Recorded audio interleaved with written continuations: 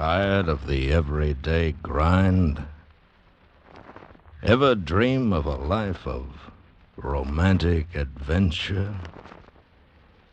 Want to get away from it all? We offer you Escape.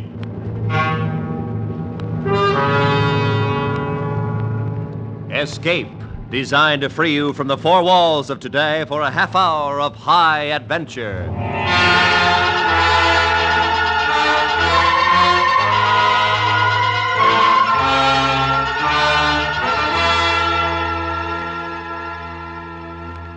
You are staggering across the blazing Sahara, your body charred by the sun, while somewhere ahead of you, lying in wait for you, is a tribe of natives ready to either make you their king or kill you. Listen now as Escape brings you Les Crutchfield's exciting story, Diary of a Madman.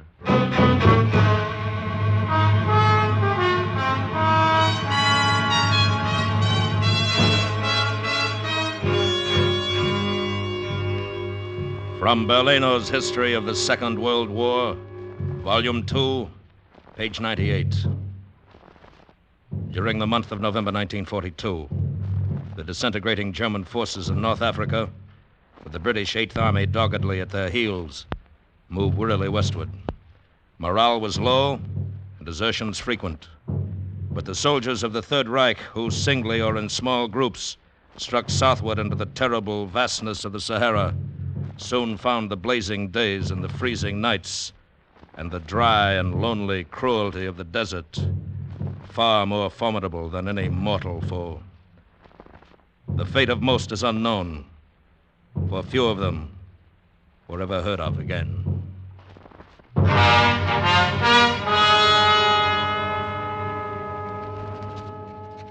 North Africa, November 24th, 1942. Today, I begin my diary. The diary of Unteroffizier Hans Brock, German 15th Armored Division. Entry number 1. 9 p.m. A light wind is throwing a haze of dust and fine sand over the bivouac area, and visibility is poor.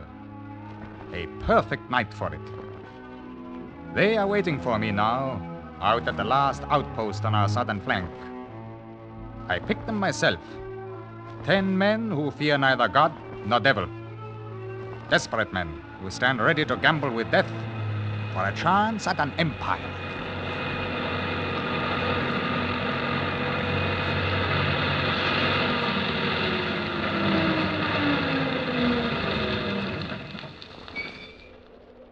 Karl? Geppo? Who is it? Hans? Where are you? Over here. Flash the light, Manny. Here, Hans. Yeah, I see it. Turn it off now.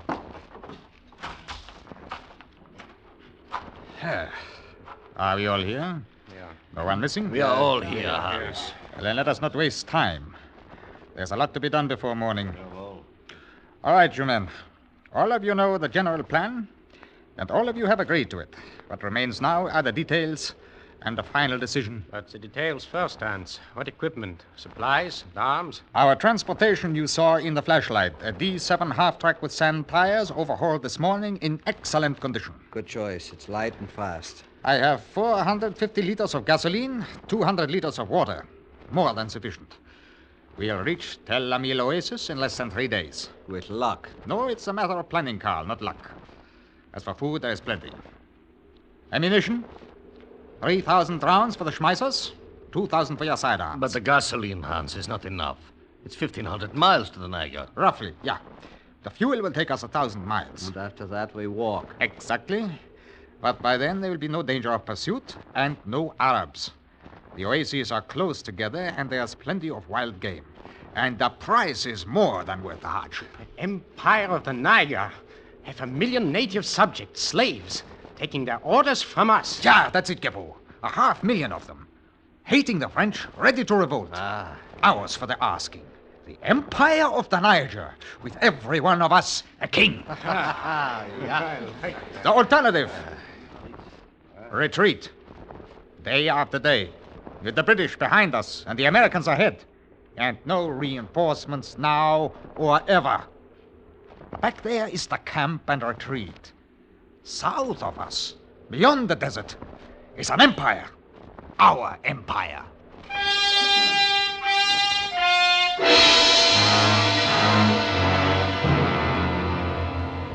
4 p.m., November 25th. The heat is terrific. We are lying in the hollow between two sand dunes, with a camouflage net covering the truck. Until we are farther south, we dare travel only at night. 4 German scout planes have passed over during the day.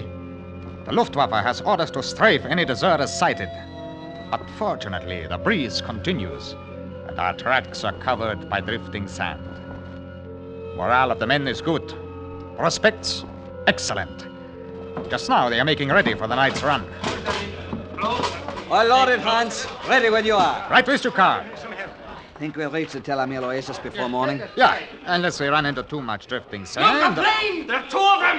Nearly off the ground! Hey, come up! Quick! The Sounds like seeing us down. Get down!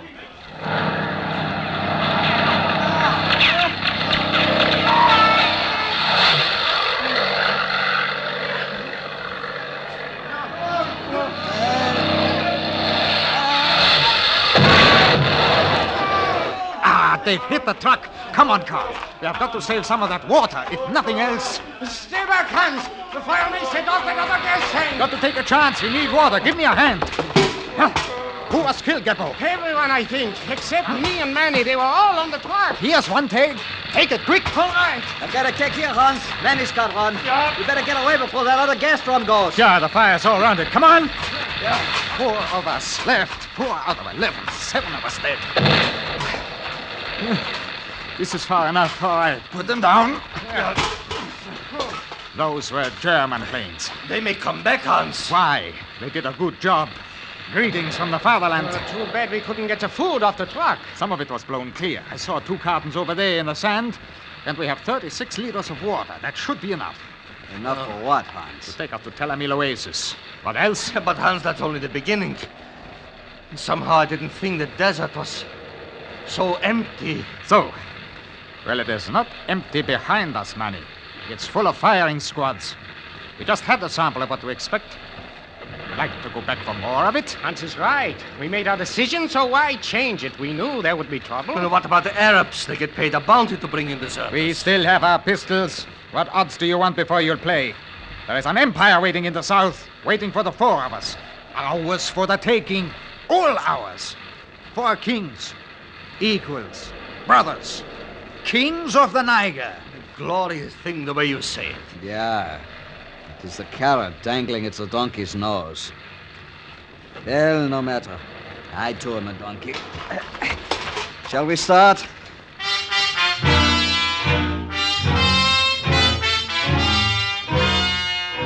"7 a.m., November 30th. Made camp. No danger now from planes, but it's too hot to travel during the day. Also, more danger from roving bands of Arabs in daylight. Morale is bad. Carl is the worst. Always cynical, tongue-in-cheek. I should not have picked him. The other 2 can be led. Ought to reach Tel Amil Oasis in 3 more days. We have to reach it.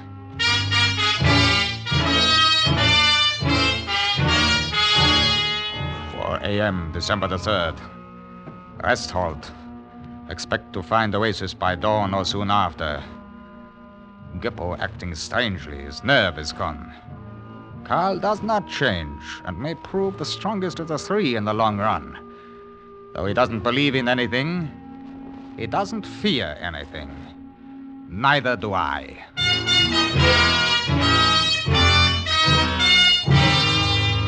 8:20 a.m. We found the Oasis. Look! Look! Water! Trees and water! Trees to hide us from that sun! Trees. My empire. 3. No. Oh, no. Hans? Hans! There's no water! It's dry! Huh? Sometimes it's below the sand. You have to dig for it. Here. All we have to do is dig down. It's no use, Hans. Somebody has dug down. There are holes all over here. 6 and 8 feet deep. Dry. Bone dry. You said there will be water, Hans. Trees and shade. The trees are dead, and there is no water, Hans. Geppo, stop it. All right. There is no water. That's that. We'll have to reduce drinking rations, of course. It will take us a week to reach Avil Mak, the next oasis. A week and a half, Hans. It's the best. And if it too is dry, then what? It is the end. I will go no farther, Hans. You lied to us, promised us water, blinded us with your dream of Geppo! empire. We still have water. We still have food. We will go on. Hans, among brothers and equals, I think all should have a voice in the decision. So. Very well, speak up then. What is it you want? Let's turn back and take our chances. We could rejoin some other unit. They wouldn't shoot us. Better yet, we could look for the British columns and give ourselves up. It's better than dying in the desert. And you, Carl? I'm inclined to go along with them, Hans. It was a good idea, but it didn't work. I see. Very well. Hans, What are you going to do? Hans, you can't drive us across the Sahara at the point of a gun. I don't intend to. I am removing the clip, dropping it on the ground, and returning the gun to my holster. Now, if any one of you attempts to turn back north, I will kill him. At the moment, I am unarmed, so if you wish to give up and go back, you'd better shoot me now. All of you have guns? What are you waiting for? we wouldn't do that, Hans. Shoot you down in cold blood. I will shoot you, Manny, if you try to turn back. Well, You devil. You know we can't do it. you were given the chance, though. All right, time is up. That was quite a gamble, Hans. Yeah. Why not? There is an empire at stake. All right now, let's march.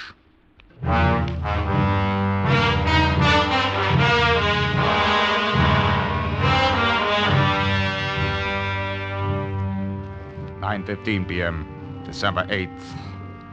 5 days south of Tel Amil, at about the same distance from Abelmak, in spite of forced marches in the heat of day. Geppo increasingly worse. I watch him constantly. Manny weakening physically but seems mentally sound. Carl? Who knows? I myself am gaining strength. The dream of empire. How can food and drink even compare with it? Why do the others not see it? They are fools. Fools and cowards. We rest here an hour and then go on. Hans? What is it, Geppo? I've got to have water, Hans. My throat is killing me and my head screams inside. We all feel that way. You had your ration when we stopped. But I'm dying. I begin to hear voices speaking to me from the sand, whispers in the wind, strange sounds all around. Let him have an extra ration, Hans. We don't have to cut it that short. No. We'll stay on the ration we set and make the best of it until we get to Abelmak. No, I can't, I tell you. Don't move anyone. I will shoot anyone who moves. Geppo, put away that pistol. No. I'm going to drink. For the last Water. time, Geppo. Beautiful, clear water. Hans, you killed him. You fool. You just sit there and let that water run out on the sand. There. Killed Geppo. Kings, equals, brothers. Except for Brother Geppo. 3 kings now, huh, Hans? You saw what he did. He defied all of us. I have mutinied. How can a king mutiny, Hans? Why, in emergencies such as that, someone has to act and act quickly. It was his own fault. I don't feel any better about it than you do. You'll look at it differently when we get to Abelmak and find water. Everything will be all right then. You wait and see.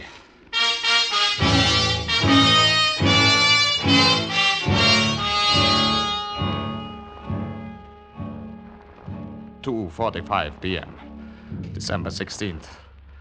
Our progress grows slower. Day or night, we stop now only when we drop exhausted. We rest an hour and go on. The large oasis of Abu Mak is still 5 or 6 days away. There will be water at Abu Mak. I must keep saying that, believing it, making Carl and Manny believe it. It is only the strength of my dream that drives them on. How to make kings from such material? A problem indeed. 3 p.m. Time to go on.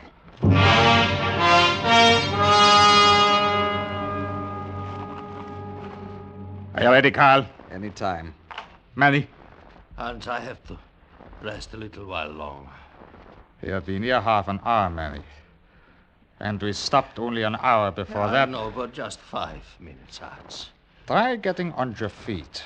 You'll feel better standing up. I don't know if... Here, Manny, I'll give you a hand. Yeah. There you are. Thanks, Carl. And if... I can't seem to make it. It'd have to be carried. Well, if we take it in short hauls, I'll get his left arm here. Leave him alone, Carl. Move back. Maybe with a little help I can. Get up, Manny. Hans, I can't move. Then you understand that we cannot take you with us? No, Hans. No. You cannot leave him here like this. Let's go, Carl. No, please. At least we can move him under the shelter of those rocks, leave him some food and water, come back for him after we found the oasis. We have barely enough water for ourselves. We can't afford to waste it. Waste it? There's no use arguing, Carl.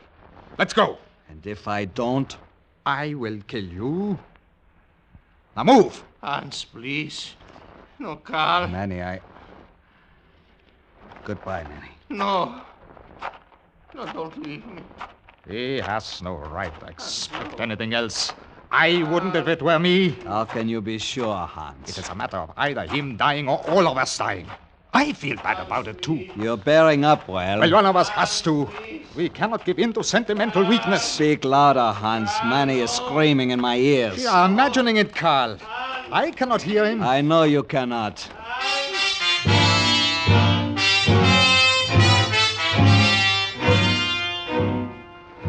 "7 p.m., December 19th.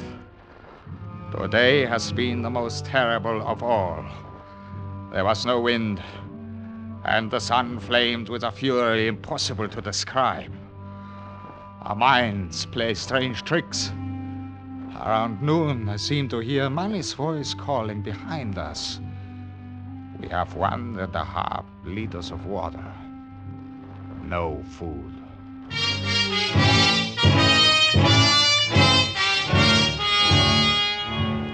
"11 a.m., December 20th. A half hour ago, we sighted a flock of birds, but Carl says it means nothing that they can fly for 1,000 miles without water. I know the oasis is near. I keep hearing Manny's voice.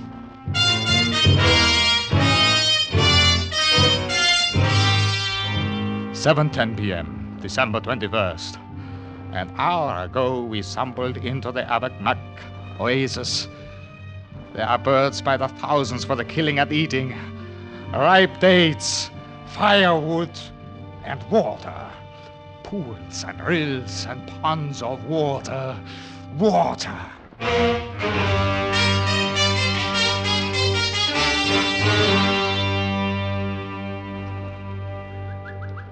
I must have eaten a dozen of them. What kind of birds are they, Carl? I do not know. Partridge, desert quail of some kind. What difference does it make? None, I suppose. I only wondered. Phew. Yeah, it's quite moonlight. Yeah. And water. All the water anyone could want. Yeah. Enough even for Manny and Geppo. You keep hearing Manny's voice, don't you, Hans? Of course not. What makes you think that? Because I keep hearing it, and I have less reason than you. Carl, you have to realize that a leader is forced to do things against his nature, things he doesn't want to do. I'm going to build... Hans? I thought it was we. Yeah, well, I mean we, but anyway, that is the thing that has to determine every move, not our personal feelings. Maybe so, Hans. Incidentally, it is not we. I am not going on with you. What do you mean? Just that. I am staying here at the Oasis, Hans. But you can't. What will you do here? Eat and drink, and sleep, and think. But there is an empire waiting for us. You are completely insane. No, Hans. You are. I. As mad as any man could be. Don't say that, Carl. There is no empire waiting for you. There is. No, Hans, because you're insane. Don't say that. What fools we were to follow a power-drunken madman off into the desert. Power and the love of power, the old destroyers, and the trail of violence and murder they leave behind them. But I had to do it, Carl. I had to sacrifice Geppo and... The old story, the end justifies the means. Only it never does, Hans. The end is created and shaped by the means. You've sown violence and death, and you'll reap violence and death. No, there's an empire waiting. It's mine, Carl. You are as crazy as Don't the old say that! hearing voices babbling about an empire. Carl, don't say that. You're insane, Hans. How plain you... I told you not to say it, Carl. I warned you. It was your own fault. The same way it was Geppo's fault, Huh? Hans. I didn't kill you. I missed. I'm glad I missed you, Carl. Huh? He's dead?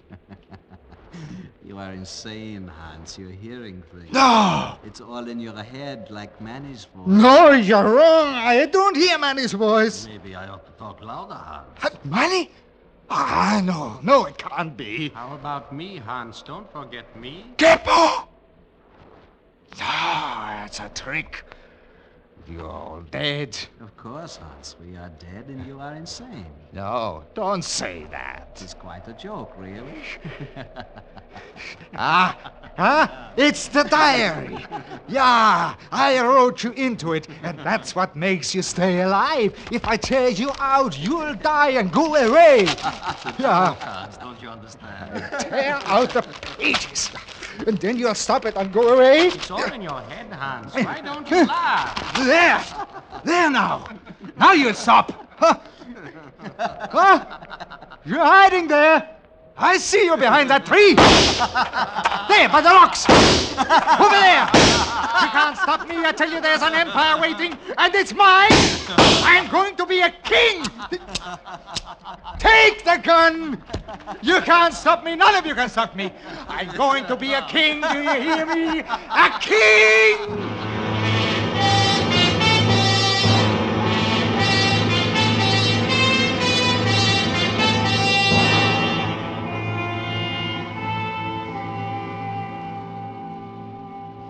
I've seen some strange things come out of the desert, Colonel Bouger, but never one so strange as this. Huh?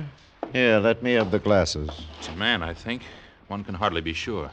Yes, it is a man, dressed in rags, burned black by the sun, stumbling and staggering.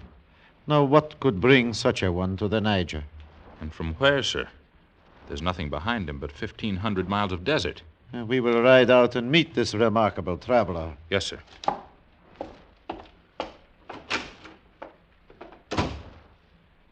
Africa. After 30 years of it, it is still as much a mystery as ever. Well, we shall see.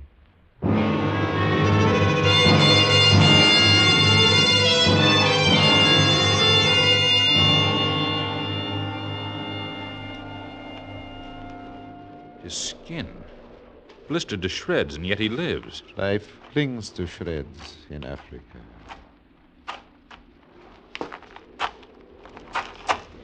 Bonjour, monsieur. His eyes.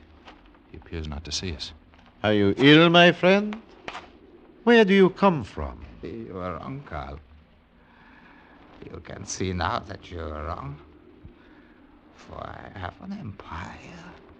and a million slaves. What did he say? It hardly matters. It was not addressed to us. All three of you laughed. But now you see, they bow to my will, serve my slightest wish. Who are you, monsieur? What is your name? Can you hear me? Thousands of miles, Carl. The empire of the night. What are we to do with him, sir? And I am the king as I told you I would be. Huh? A king with a million slaves. What do you say now, Carl? Huh? Take him to the fort. Protective confinement. Make the usual report. You laughed. All of you laughed. You called me insane. But how shall I refer to him in the report? But I showed you, all of you. Who is he? I won.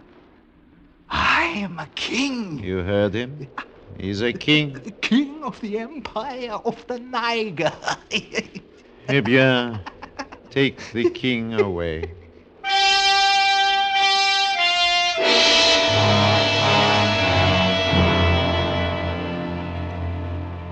But those who struck southward into the terrible vastness of the Sahara soon found the blazing days and freezing nights and the dry and lonely cruelty of the desert far more formidable than any mortal foe.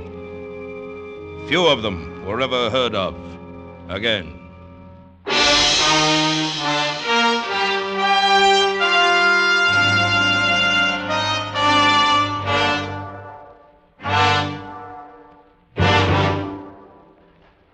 Under the direction of Norman Macdonnell, Escape has brought you Diary of a Madman by Les Crutchfield, starring Ben Wright. Featured in the cast were Harry Bartell, Lawrence Dobkin, Paul Richards, Edgar Barrier, and Barney Phillips. Editorial supervision is by John Meston, and the special music for Escape is composed and conducted by Leith Stevens. Next week. You are trapped in a snowbound cabin in northern Canada, the temperature slowly dropping. All across the table from you, his eyes staring at you, is your only companion, a madman waiting for his chance to kill you. So listen next week when Escape brings you Anthony Ellis's terrifying story, A Study in Wax.